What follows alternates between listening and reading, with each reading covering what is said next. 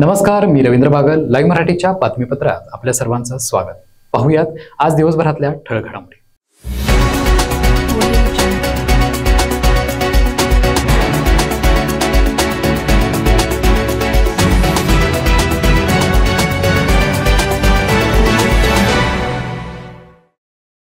मंत्री हसन मुश्रीफ यांनी छत्रपती संभाजीनगर इथल्या शासकीय वैद्यकीय महाविद्यालय आणि रुग्णालयाला भेट दिली. यावेळी बोलताना त्यांनी लाडकी बहीण योजनेचा उल्लेख केला. लाडकी बहीण योजनेमुळे आरोग्य विभागाला निधीची कमतरता भासेल, परंतु आम्ही केंद्राकडे मागू असं वक्तव्य त्यांनी केलं. त्याचबरोबर योजना देऊनही हॉस्पिटलवाले पैसे कसे मागतात हे समजत नाही असंही ते म्हणाले.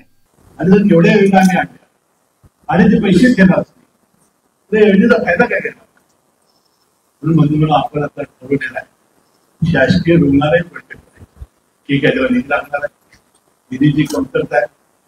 लाडक्या बहिणीमुळे आम्हाला कुठे आणि कमतरता भासणार आहे. ते लागलं तर कर्ज काढून केंद्राकडनं प्रस्तावाला माणूस उपस्थित राहणार माहिती नाही. त्यांनी सुद्धा मला आश्वासन दिलं आहे की आता शिक्षण आणि आरोग्य यासाठी पैसा कमी पडून द्यायचा ठरवलेला आहे. आज उद्धव बाळासाहेब ठाकरे गटानं छत्रपती प्रमिलाराजे रुग्णालयाच्या अधिष्ठातांवर हल्लाबोल केला. यावेळी अनेक घोटाळे झालेत, त्यावरून प्रशासनाची निष्क्रियता समजते. या सर्व गंभीर प्रकरणाची CID चौकशी होणं गरजेचं आहे. वैद्यकीय शिक्षण मंत्री हसन मुश्रीफ तसंच आरोग्यमंत्री प्रकाश आंबेडकर यांनी यामध्ये लक्ष घालावं. तसंच वाढत्या स्त्रीभ्रूण हत्यासंदर्भात नवीन कडक कायदा अंमलात आणावा आणि गर्भपात करण्यासाठी ज्या गोळ्या वापरतात त्या तातडीने बंद करा अशी मागणी यावेळी ठाकरे गटाने केली. छत्रपती ताराण्यांचा जिल्हा हा महाराष्ट्रात असून दे किंवा कुठेही असून दे, मुली जन्माला आल्या पाहिजेत. मुलींचा बर्थ रेट आहे तो वाढला पाहिजे, ही शासनाची भूमिका आहे आणि अनेक ठिकाणी जाहिराती केल्या जातात. परंतु काही कसाई, काही नालायक लोक, काही डॉक्टर्स आणि डॉक्टरच्या हाताखाली तयार झालेली काही लोक आहेत की पैशाच्या हव्याच्या पोटी ह्या लहान बाळाला आपल्या ज्या कळ्या असतात त्या कुरतडून टाकण्याचं पाप करतायत.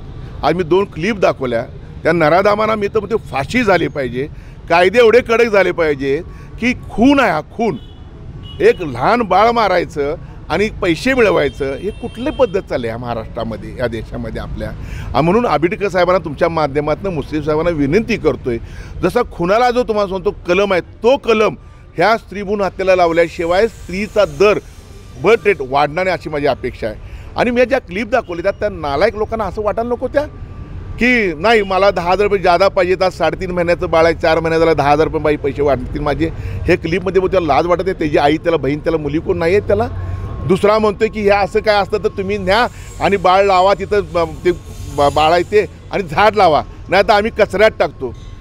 असे शब्द ऐकल्यानंतर काय करायचं लोकांनी?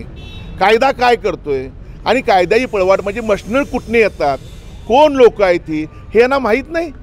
चिरी मिरीसाठी ही लोक सोडली जातात आणि कायद्याची पळवाट कडून ही निवांत ह्याचे दवाखाने परत सुरू होतात. साध्या व्हॅनमध्ये बसून मशीन आणतात. ते मशीन बेळगावमध्ये येते का? आत्तापर्यंत बेळगाववाल्याला कुठल्या प्रति मोका लागला नाही, त्याला खुनाला गुन्हा दाखल का होत नाही? आणि म्हणून कायद्यात बदल होणं गरजेचं आहे महाराष्ट्रामध्ये. आणि तो कायदा बदल करण्यासाठी आंबेडकर साहेबांनी, मुस्लिम साहेबांनी यात अग्रेसर राहिलं पाहिजे आणि महाराष्ट्रात कायदा करणं गरजेचं आहे की नाही.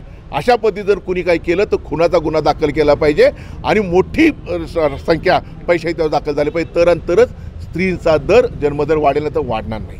फक्त पेपरबाजी आणि भाषणातून महिलांना उच्चस्थान मिळत नाही. किरकोळ पैशांसाठी स्त्रीभ्रूण हत्या केली जात असून असे अनेक गुन्हे बाहेर आलेत. मात्र यावर शासनाकडून कडक कारवाई केली जात नसल्याचा आरोप ठाकरे गटाच्या महिला अध्यक्षा प्रतिज्ञा उत्तरे यांनी केली. त्या CPR येथे अधिष्ठातांच्या भेटीवेळी बोलत होत्या. आज आपण पाहताय की प्रत्येक भाषणातून असेल किंवा पेपरबाजी असेल, यातून महिलांना अतिशय उच्च स्थान असं नमूद केलं जातं. पण खऱ्या अर्थानं आज आम्ही महिला आघाडीच्या वतीने CPR मध्ये आलेलो आहोत. अधिष्ठातांना आम्ही इथे भेटलेलो, अधिकाऱ्यांना, महिला अधिकाऱ्यांना आम्ही इथे भेटलेलो आहोत. पैशासाठी, काही किरकोळ रुपयांसाठी स्त्रीभ्रूण हत्या केली जाते, मुलीला चिरडलं जातं, अशी अनेक गुन्हे आज बाहेर आलेले आहेत. पण त्याच्यावरती कडक शासन केलं जात नाही. तात्पुरतं केलं जातं, त्यावेळी त्याला सुनावलं जातं, आणि नंतर माघारी आम्ही सगळे पाठी फिरलो, आपण सगळे पाठी फिरलो की त्यांचे दवाखाने चालू राहतात, त्यांना बेलवरती सोडलं जातं. असे अनेक गुन्हेगार आज फिरतायत, मोकाट फिरतायत आणि ह्याच्यावरती वचक बसणं खऱ्या अर्थानं गरज आहे. अशा प्रकारचं एक निवेदन आम्ही इथे CPRला अधिकाऱ्यांना, प्रशासकीय अधिकाऱ्यांना दिलेलं आहे. पण हे काम करत असताना त्यांना अनेक अडचणी येत असतील तर तेही आज आम्ही त्यांच्याशी संवाद साधला आणि महिला आघाडीच्या वतीने त्यांना आम्ही सांगितलं की तुम्हाला काही अडचणी येत असतील, तुम्हाला कुठून दबाव येत असेल तर त्यासाठी आम्ही सक्षम आहोत. महिला आघाडी ही त्या नराधमांना पायाखाली चिरडतील, त्यांना फाशीची शिक्षा झाली पाहिजे अशी कळकळीची इच्छा असते. आज आम्ही अनेक व्हिडिओ बघितले, डोळ्यात पाणी येतं, एक आई म्हणून मन हेलावतं. मग अशा नराधमांना आपण का मुकाट सोडतोय? स्त्री भ्रूण हत्या करताय, मग पुढे आई कशी मिळणार? आपले वंश कसे वाढणार? आपल्या आई, माता, भगिनी ह्या आपल्याला बघायला मिळणार नाहीत. गंभीर विषय आहे, या संदर्भात कायदे कडक झाले पाहिजेत अशी आमची कळकळीची विनंती राहणार आहे. तुम्हाला काय मदत लागणार आहे असं मी प्रशासकीय अधिकाऱ्यांना सांगायची वेळ आली आहे. खरं तरी त्यांचं काम, पण त्यांच्याकडून होत नाहीये किंवा त्यांच्यावर काही दबाव आहेत का अशी आज आम्ही एक बघितल्यानंतर आम्हाला लक्षात आलं. तर आम्ही स्वतः जाऊ तिथे, तुम्ही आम्हाला सांगा त्याला काय करायचं आणि कशा पद्धतीने हँडल करायचंय ती महिला आघाडी बघून घेईल, शिवसेनेची महिला आघाडी बघून घेईल. कोल्हापूर शहरातील अवैध धंदे तसंच नशिले पदार्थापासून युवकांची मुक्तता व्हावी, कोल्हापुरात राजरोसपणे मटकाबुक्की सुरू आहे, याबाबत निवेदन करूनही पोलीस प्रशासन लक्ष देत नाही. त्यामुळे आम्ही 26 जानेवारी प्रजासत्ताक दिनी IG ऑफिसच्या समोर न्याय मागण्यासाठी उपोषण करणार आहोत, असा इशारा उद्धव ठाकरे गटाचे संजय पवार यांनी दिलाय. शिवसेना उद्धव बाळासाहेब ठाकरे या पक्षाच्या वतीने गेली 15 दिवसापूर्वी ॲडिशनल SP सन्माननीय देसाई मॅडम आम्ही निवेदन दिलं होतं आणि निवेदनात पुराव्यासकट आम्ही काही गोष्टी दिल्या होत्या की मटका, गुटखा आणि ट्रेडिंगमध्ये ज्या पद्धतीने कोल्हापुरात कोट्यवधी रुपये लूट झालेली आहे त्याचा तपास गुन्हा अन्वेषण शाखा आणि आर्थिक गुन्हा अन्वेषण शाखेच्या वतीनं कुठपर्यंत झालेला आहे, काय झालेलं आहे. तर अजूनसुद्धा बघतोय अनेक ठिकाणी मटका सुरू आहे असं मग विशाल देवकरे मला एक क्लिप दाखवली.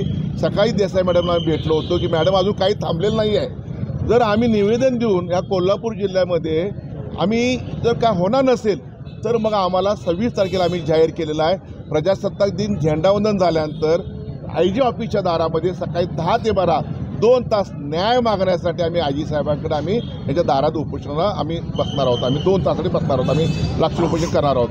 आम्ही निवेदन दिल्यानंतर 2 किलो गांजा सापडला, आम्ही निवेदन दिल्यानंतर 3 किलो गांजा सापडला.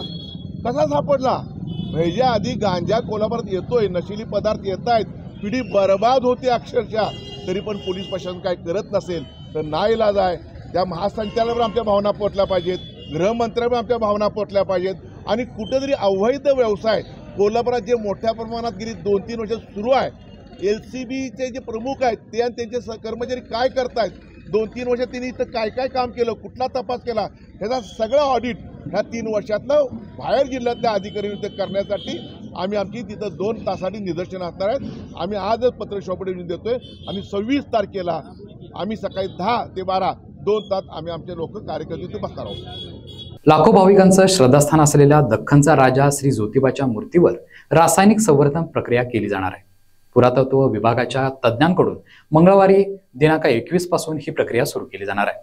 24 जानेवारीपर्यंत संवर्धनाचं हे काम सुरू राहणार आहे. या कालावधीत मूळ मूर्तीचं दर्शन बंद राहणार असून भाविकांना कासव चौकात उत्सव मूर्ती आणि कलशाचं दर्शन करता येणार असल्याची माहिती पश्चिम महाराष्ट्र देवस्थान व्यवस्थापन समितीच्या वतीनं देण्यात आली आहे. आध्यात्मिक क्षेत्राबरोबरच सामाजिक आणि आरोग्य प्रबोधन क्षेत्रात कार्यरत असणाऱ्या जगद्गुरू नरेंद्राचार्य महाराज नानीज संस्थांच्या वतीनं 4 ते 19 जानेवारी अखेर महारक्तदान उपक्रमाचं राज्यात आयोजन करण्यात आलं होतं. यामध्ये अंतर्गत 1,10,113 रक्तदात्यांनी आपला सहभाग नोंदवून रक्तदान केलं. कोल्हापूर जिल्ह्यामध्ये हा उपक्रम 4 ठिकाणी पार पडला असून यामध्ये आमदार राजेश क्षीरसागर, भाजपचे नेते नाना कदम याबरोबर माजी नगरसेवक अशोक जाधव यांनी भेट दिली. स्वरूप संप्रदाय आणि सेवा केंद्र समिती यांनी याचं नियोजन केलं. भेट दिल्यानंतर आमदार राजेश क्षीरसागर यांनी आपल्या भावना व्यक्त केल्या. अध्यात्म आणि इतर गोष्टी हिंदुत्व या जवळपास 30 वर्षापूर्वी आचार्य विनोबा महाराजांनी सुरुवात केली आणि खऱ्या अर्थानं त्याची गरज आता आपल्याला दिसू लागलेली आहे. शासनाबरोबर टायअप करून किमान 1 लाख रक्ताच्या बाटल्या, बरोबर आहे ना? वर्षातून एकदा आपण त्या ठिकाणी देतो. त्याचा आकडा पार करून 1,11,000 बाटल्या आपण दिलेल्या आहेत. आणि म्हणून सामाजिक भावना जपत, हिंदुत्व जागं करत सन्माननीय आचार्य नरेंद्र महाराजजी यांचं जे काम चालू आहे ते देशाला पुढे नेण्याचं काम चालू आहे. आणि खऱ्या अर्थानं आता जे देशावरती संकट आहे ते संकट परतून लावण्यासाठी नरेंद्रजी महाराज यांचा आशीर्वाद देखील आपल्याला आणि संघटन हे तेवढंच महत्त्वाचं आहे. या सर्व गोष्टीची दखल राज्य शासनाने घेतलेली असून या संघटनेच्या कुठल्याही कार्यामध्ये राज्य सरकार त्यांच्या पाठीशी. पन्हाळा तालुक्यातील केकले इथे एका शेतातील विहिरीत अचानक रानडुक्कर पडलं. आपल्या विहिरीत रानडुक्कर पडलं असल्याचं विलास कांदेकर यांच्या निदर्शनास आलं. त्यानंतर ही माहिती पन्हाळा वन विभागाला देण्यात आली. माहिती मिळताच वन विभागाच्या कर्मचाऱ्यांनी घटनास्थळी धाव घेतली. रानडुकराला सुखरूप बाहेर काढण्यासाठी पन्हाळ्यातील वन विभागानं वन्यजीवन पथकाला बोलावलं. बचाव पथकानं 2 तास परिश्रम घेत रानडुकराला सुखरूप बाहेर काढलं. रानडुक्कर जास्त वेळ विहिरीत असल्यानं भेदरलेल्या स्थितीत होतं. त्यामुळं त्याच्यावर प्राथमिक उपचार करून त्याला जंगलात सोडण्यात आलं. अनंतकोटी ब्रह्मांड नायक असलेल्या स्वामींचा नामस्मरण सोहळा सहस्त्र भाविकांच्या उपस्थित 19 जानेवारीला पंचगंगा नदीच्या काठावर अत्यंत भावपूर्ण वातावरणात पार पडला. गेली 8 वर्ष चालू असलेला यंदाचा सोहळा लाईव्ह करण्यात आला होता. त्यामुळं अमेरिकेतील भाविकही यात सहभागी झाले होते. अत्यंत शिस्तबद्ध आणि स्वामींच्या जयघोषात डुंबून जाणाऱ्या या सोहळ्यात आबालवृद्धांसह सर्वच स्तरातील भाविक सहभागी झाले होते. व्यासपीठावर स्वामी समर्थ, स्वामी सूत यांच्या परंपरेची माहिती देणारा सुंदर असा देखावा उभारण्यात आला होता. याचा प्रारंभ पंचगंगेच्या आरतीने करण्यात आला. या प्रसंगी शिवसेनेचे आमदार राजेश क्षीरसागर, गोकुळचे अध्यक्ष अरुण डोंगळे यांच्यासह अन्य मान्यवर देखील उपस्थित होते. बीड जिल्ह्यातील मस्साजोगचे सरपंच संतोष देशमुख हत्या प्रकरणात धनंजय मुंडे यांचं नाव आलंय. त्यामुळे गेल्या काही दिवसांपासून त्यांच्या राजीनाम्याची मागणी विरोधकांसह काही सत्ताधारी आमदारांनी लावून धरली होती. अशातच बीडचा पालकमंत्री कोण होणार यासह बीडच्या पालकमंत्रीपदी धनंजय मुंडे यांच्या नावाला जिल्ह्यातील सर्वपक्षीय लोकप्रतिनिधींचा विरोध सुरू होता. अखेर 2 दिवसांपूर्वी बीड जिल्ह्याचा पालकमंत्री जाहीर झालाय. यावेळी पंकजा मुंडे आणि धनंजय मुंडे यांचा पत्ता या पदावरून कट करत राज्याचे उपमुख्यमंत्री अजित पवार यांच्या गळ्यात बीडच्या पालकमंत्री पदाची माळ पडली. यावर आता स्वतः पंकजा मुंडे यांनी यावर भाष्य केलंय. आता जे निर्णय झालेले आहेत त्या निर्णयांच्या बद्दल कुठली असहमती न दर्शवता जे आपल्याला मिळालेलं आहे त्याच्यामध्ये जास्तीत जास्त चांगलं काम करण्याच्या भूमिकेमध्ये मी तरी आहे. आणि जालन्यामध्ये काम करण्यासाठी बीडमध्ये मला डबल लक्ष द्यावं लागेल. आता बीडचं तर काही पालकमंत्री अजितदादा आहेच आहेत, पण संघटना आणि पक्ष आणि बीडचे कार्यकर्ते, बीडची जनता इतक्या वर्षाच्या सवयीने ती सांभाळत असताना अजितदादा सुद्धा आम्हाला पूर्ण सहकार्य करतील असा विश्वास आहे. महाराष्ट्राच्या जिल्ह्यांचे पालकमंत्री जाहीर होताच महायुतीमध्ये अंतर्गत वाद सुरू झाला असल्याचं दिसून येते. पालकमंत्र्यांच्या यादीवरून उपमुख्यमंत्री एकनाथ शिंदे नाराज असल्याची चर्चा रंगली. एकनाथ शिंदे तातडीने दरे गावाला रवाना झालेत. यावर आता ठाकरे गटाचे नेते संजय राऊत यांनी उपमुख्यमंत्री एकनाथ शिंदे यांच्यावर निशाणा साधलाय. आमचे एक डेप्युटी सीएम आहेत ठाण्याचे, त्यांना राग येतो आणि ते गावाला जाऊन बसतात असा टोला त्यांनी लगावलाय. एवढा मोठा विजय जो मिळाला आहे त्यांना तो पचवता येत नाही किंवा विजय कसा मिळाला या भ्रमात आणि या धक्क्यात सगळे आहेत आणि अद्याप हे लोक सावरलेले नाही. 2018 नंतर पहिल्यांदा मुख्यमंत्री देवेंद्र फडणवीस हे डावोसला गेले आहेत वर्ल्ड इकॉनॉमिक फोरमसाठी. ते डावोसला गेले आणि त्याच रात्री शिंदेही त्याच पहाटे शिंदेही दरेला गेले. जवळपास 2-3 दिवसांच्या दरे हे त्यांचं डावोसच आहे. तिथे बसूनच ते राज्य करतात ना. इन्व्हेस्टमेंट आणतात पक्षामध्ये, कुटुंबामध्ये, कार्यकर्त्यांमध्ये. ते दरे हे त्यांचं डावस आहे. पण वेळोवेळी त्यांची जी अस्वस्थता, त्यांची दिसून येते. बघा एकनाथ शिंदे हा कायम अस्वस्थ आत्मा आहे. त्यांनी खरं म्हणजे यावेळेला महाकुंभ मेळाव्यात जाऊन बसायला पाहिजे होतं नागा साधूंबरोबर. पण नागा साधू हा सुद्धा अस्वस्थ असतो फार. अघोरी विद्या करतात, नाचतात, आपल्या तंबूत बसतात.